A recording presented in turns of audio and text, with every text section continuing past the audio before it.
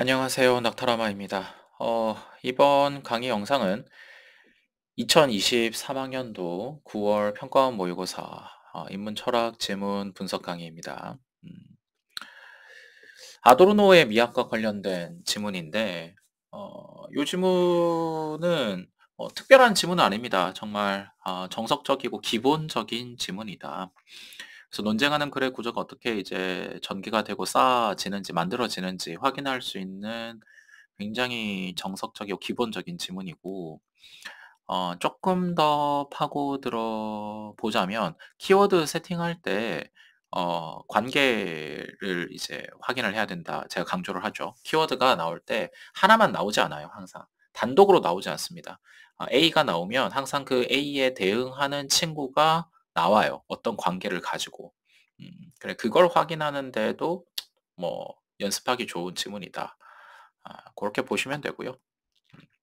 별거 없습니다. 한번 들어가 봅시다. 분량만 좀 있고 내용 자체는 뭐 특별한 게 없기 때문에 빨리 한번 해보겠습니다. 지문 받으시면 문단 개수 먼저 확인을 해주셔야겠죠. 그래서 하나, 둘, 셋, 넷, 그리고 다섯, 여섯, 일곱, 여덟 개입니다.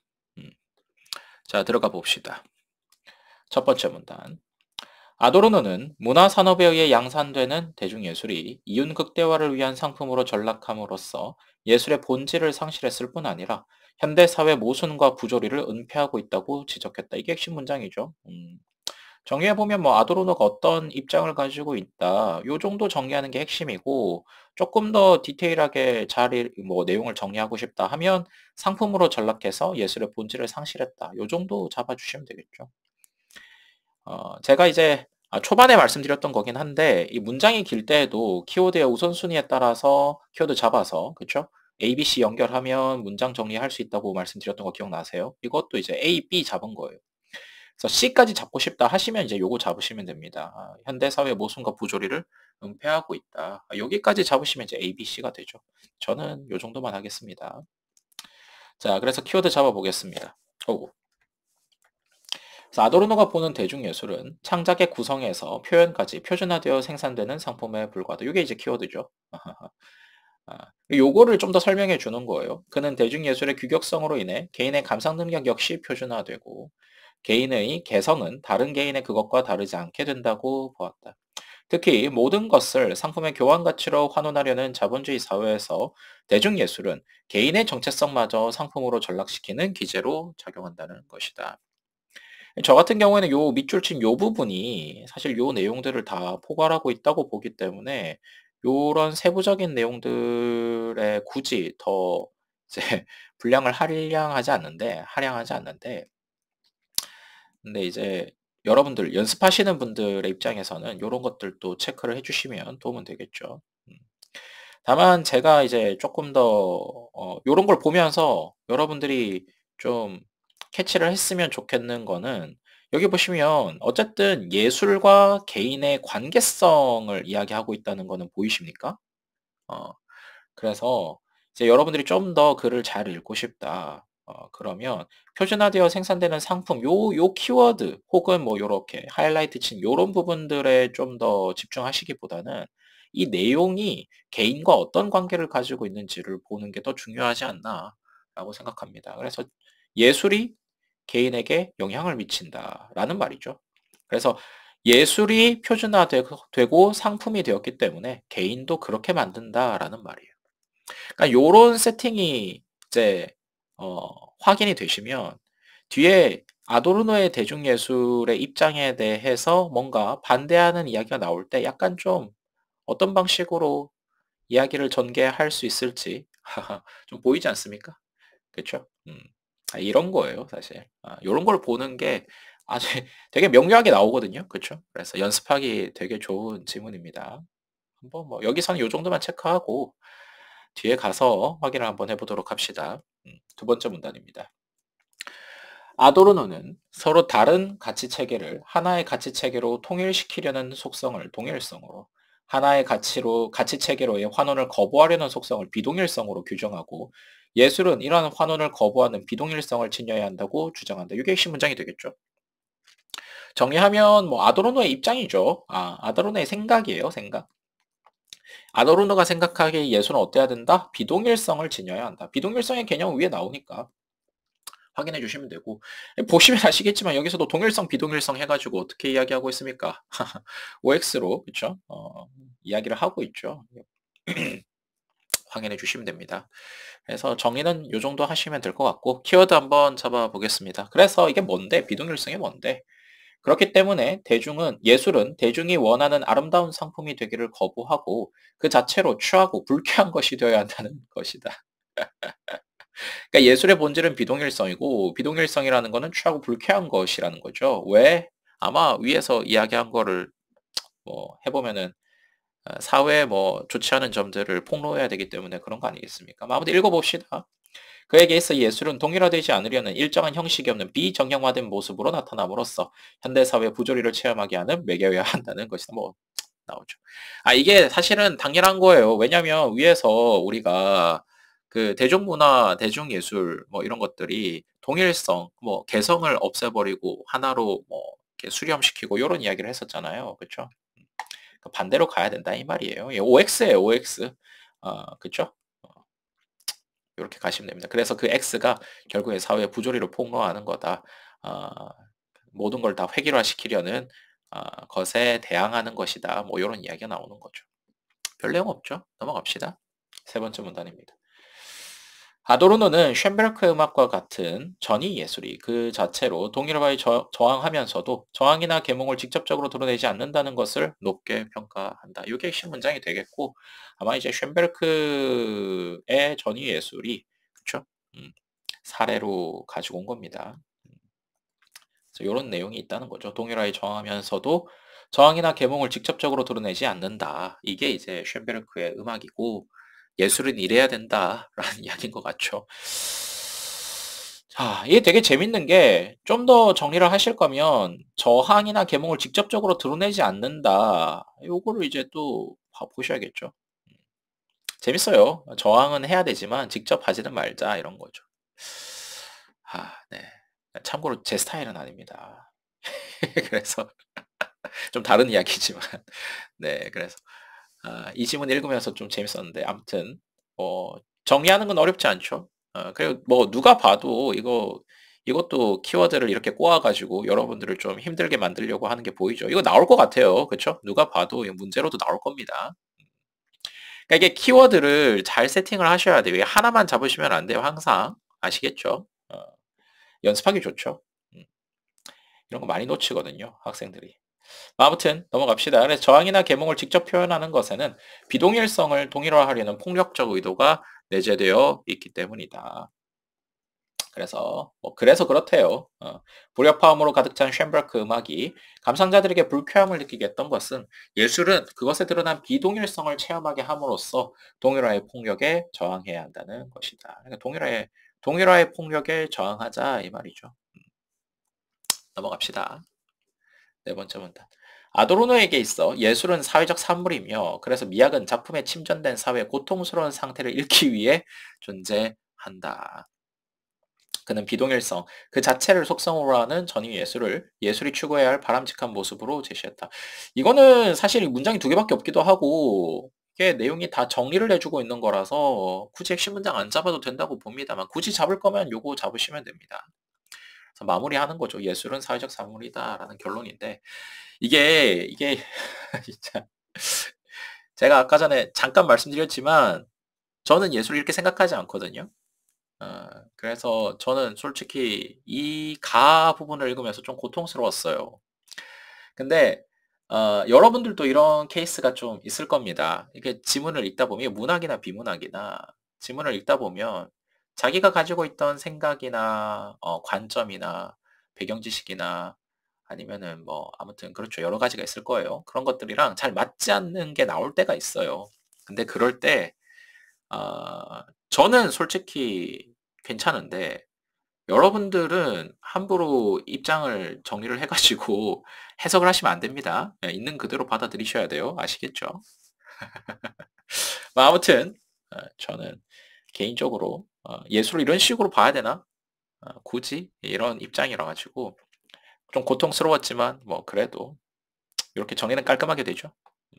아마 나는 여기에 대해서 대놓고 반대하는 내용이 나올 거예요.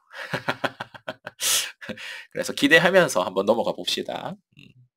그래서 아도르노의 미학은 예술과 사회의 관계를 통해 예술의 자율성을 추구했다는 점에서 긍정적으로 평가된다. 아마도 그쵸? 정리를 해주는 거겠어요. 그래서 아도르노의 미학이 가지고 있는 의의를 잡아주고 있고 디테일한 것도 키워드 잡아봅시다. 예술은 사회적인 동시에 사회에서 떨어져 사회의 본질을 직시하는 것이어야 한다고 보기 때문이다. 뭐 그렇죠. 그의 미학은 기존의 예술에 대한 비판적 관점을 제공한다. 가령 사과를 표현한 세잔의 작품을 아도르노의 미학으로 읽어낸다면 이 그림은 사회의 본질과 유리된 아름다운 가상을 표현한 것에 불과할 것이다. 근데 이게 이제 재밌는 게 보세요. 여기까지만 보면 뭐 괜찮은 것처럼 보여요. 근데 가령 하면서 여기서 나오는 요 사례는요. 세잔의 작품과 관련된 사례는 좀 다른 이야기입니다. 아마도 이제 나의 글쓴이가 진짜 하고 싶은 이야기겠죠. 세잔의 작품을 이야기하는 거죠. 그러면서 세잔의 작품은 그냥 가상에 불과하냐? 아도르노의 미학의 관점에서는 그냥 가상에 불과한 거죠. 가치가 없는 거죠. 근데 정말 가치가 없어? 이렇게 질문을 던지면서 비판을 시작을 하는 거죠. 그래서 봅시다.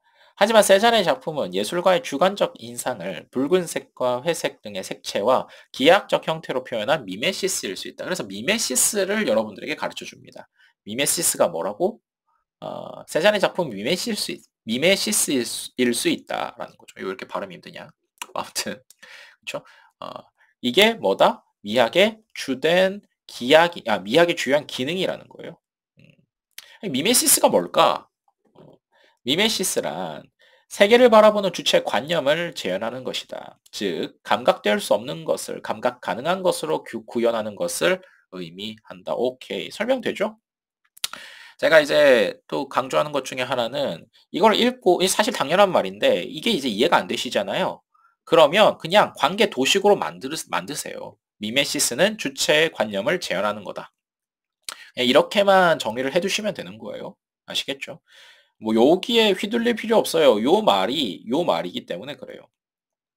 이해됐습니까? 어, 어, 그래서 너무 다 이해하려고 하지 마세요. 이게 여러분들이 논리적인 글의 구조와 문장의 흐름에 대한 경험치가 쌓이고 통찰력이 이제 생기면 받아들여집니다. 근데 이게 너무 당연한 이야기인데 안 받아들여진다라는 거는 경험치가 없다는 거예요. 그래서 경험치를 쌓아야 돼요. 음. 깨달음이 있는 게 경험치가 아니에요. 그냥 계속 받아들이다 보면 몸에 익어서 자연스럽게 받아들여지는 거. 그게 경험치예요. 그러니까 안 되면 미메시스는 주체의 관념을 제한하는 거다. 요 퍼즐만 정리를 하시면 됩니다. 이렇게만 해도 문제는 다 풀 수 있어요. 아시겠죠? 걱정하지 마시고 넘어갑시다.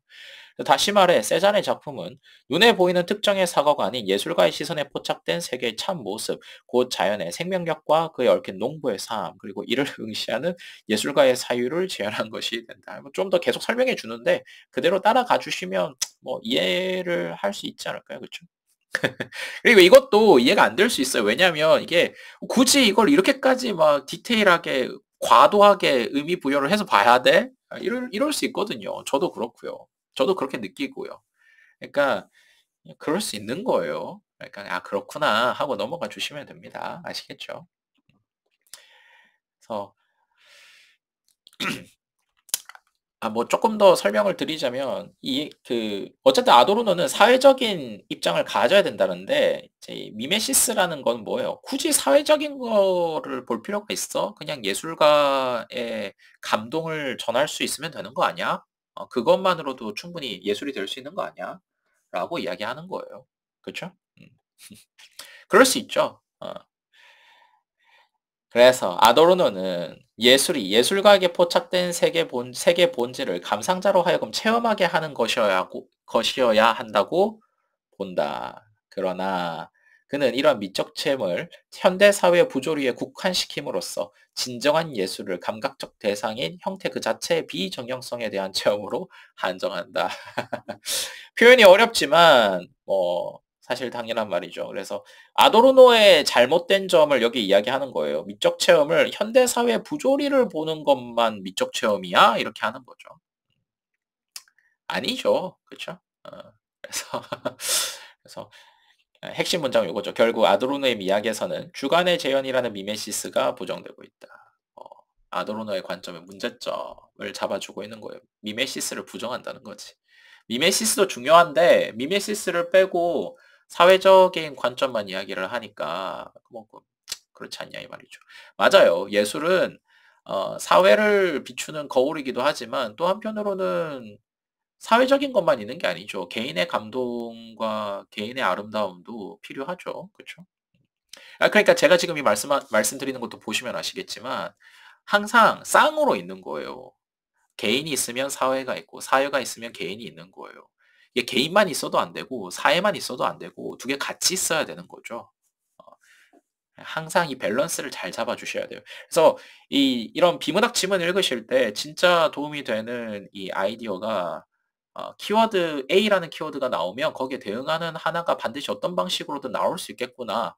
이거를 마음속에 준비를 하시면 아마 놓치는 거 없이 볼 수 있을 겁니다. 이게 보시면 아시겠지만 이 개인이 예술에 영향을 미칠 수 있는 거 아니야? 요 이야기 아닙니까 결국에는? 그쵸? 음. 넘어갑시다. 그래서 마지막 문단입니다. 한편 아도르노의 미학은 예술의 영향을 극도로 축소시키고 있다. 자, 왜 그런가? 미학의 영역을 축소하고 있다는데, 즉 그 자신은 동일화의 폭력을 비판하지만 자신이 추구하는 전위 예술만이 진정한 예술이라 주장하며 전위 예술의 관점에서 예술의 동일화를 시도하고 있다. 맞죠? 자가당착이라는 거예요, 자가당착. 네가 주장하고 있는 비판점이 그대로 너의 입장 아니냐? 이런 거 아니겠습니까? 조심해야 돼요. 그래서 항상 한쪽만 보시면 안 됩니다. 항상 양쪽을 보셔야 돼요. 특히 이는 현실 속 다양한 예술의 가치가 발견될 기회를 박탈한다. 실수로 찍혀 작가의 어떠한 주관도 결여된 사진에서조차 새로운 예술 정신을 발견하는 것이 가능하다는 베냐민의 지적처럼 전위 예술이 아닌 예술에서도 미적 가치를 발견할 수 있다. 또한 대중음악이 사회적 저항의 메시지를 전달하는 사례도 있듯 자본의 논리에 편승한 대중예술이라 하더라도 사회에 대한 비판적 기능을 수행하는 경우도 있다. 뭐 이런 거 잡아주시면 되겠죠. 별 내용 없습니다. 자, 그래서 쭉 보시면 여기가 이제 가고 여기가 나죠. 생각보다 정보량이 별로 없죠. 제가 이 정리를 여기 안 했는데 예술이 개인에게 영향을 미친다는데 이 개인이 예술을 만들어낼 수도 있다라는 거죠. 이 미메시스가 딱 그거 아니겠습니까? 주체 관념을 재현한다는 건 주체가 누굽니까? 예술가죠. 예술가 개인입니다. 개인의 관념을 재현하는 거. 이게 화살표가 서로 반대로 가고 있구나. 볼 수 있죠. 그래서 여기가 이제 A라면 아도르노의 주장이라면 여기는 아도르노의 주장에 대해서 반박을 하는 반대편의 이야기죠. 이 전체적으로도 밸런스를 잘 맞추고 있는 지문이다. 탑을 한번 쌓아보면 뭐 어렵지 않습니다. 그냥 쭉 올리면 됩니다. 이렇게, 이렇게, 이렇게, 이렇게 올리면 되고, 딱히 더 정리할 게 없죠. 뭐 굳이 보자면 뭐 요런 거 보면 되고, 사회 부조리를 폭로하는 거, 뭐이 정도 키워드만 잡으셔도 나쁘지 않아 보인다. 요것도, 그쵸. 저항을 하지만 직접 하진 않자, 하지 말자. 저는 솔직히 이거 본문 보면서 이거 여기에 낚여서 하나 문제 내겠다, 낚이는 문제 내겠다 싶은데 아무튼 그래요. 조심하세요 요런 거. 넘어갑시다. 이것도 그냥 쭉 올리면 됩니다. 이렇게 쭉 올리시면 되는 거고 문제 하나, 문제 둘 해서 7, 8문단을 같이 이렇게 두시는 게 깔끔하죠. 같은 층에. 자, 그래서 탑만 비교를 해보시면 뭐 요렇게 나란히 볼 수 있다라고 볼 수 있습니다. 별거 없는 지문이었고 기본적인 지문이에요. 함정도 크게 없고 연습하기 좋은 지문이다. 그냥 참고를 요 정도만 하시면 되지 않겠나 싶습니다. 그래요. 오늘 지문 분석은 여기까지 하고요. 질문 있으시면 제 상담 카톡방에 연락 남겨주시면 제가 확인하는 대로 답변을 드리도록 하겠습니다. 그럼 오늘 강의는 여기까지 하도록 하겠습니다. 감사합니다.